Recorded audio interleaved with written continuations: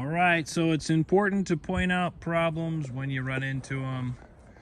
We had a 70-foot monster red alder that was right here, and we considered putting a rope into it because we've got plenty of room to follow it here, and the only thing we're really trying to steer away from was stuff over on this side. But if you look at the way this broke apart, because it's so dead, I mean, you can see they were already working on it. All the bark's gone. You get a lot of lateral fracturing. So the lateral fracturing is like these lines you see here, like when firewood's drying out. But you can follow and trace this lateral fracture all the way into the heart.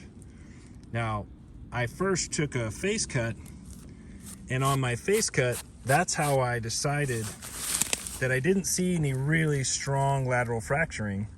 So I was under the impression nothing went all the way to the heart. And if nothing's going all the way to the heart, most times you can do your face cut, see that you have nothing going on bad, and then trust the integrity of the wood enough to follow the direction you're going for. So it's really only matters if you're being super careful about direction.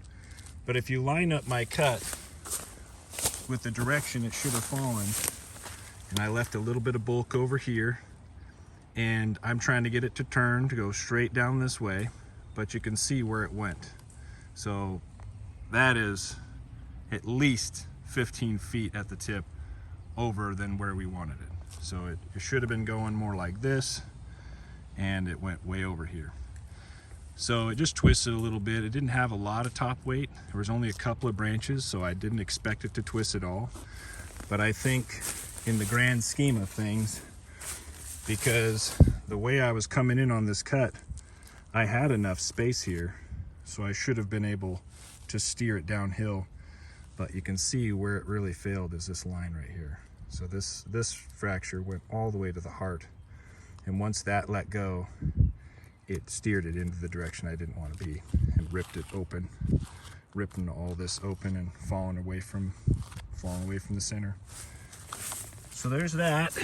Now, that's my fault, and I'm gonna have to fix the damage I caused. They've got these nice little sequoias right here, and I just about obliterated this little guy, tore some limbs off of it, and it's pretty bad. So that's for a tree like this isn't past the point of no return. It'll survive. It'll probably even be a beautiful tree someday, but that's not good. So I've got to make up for that. And I also whacked a little branch and a cedar back there, but that part's not that bad. For the most part though, the top missed the majority of the trees I was trying to protect. And hindsight, you can see really well. That's the thing. Hindsight is 20/20. It's perfect vision. When you're looking back on something, I should have been more careful and probably put a rope in it. But all we got down here is stinging nettle, blackberries. I didn't really want the guys tracing ropes all the way down the hill.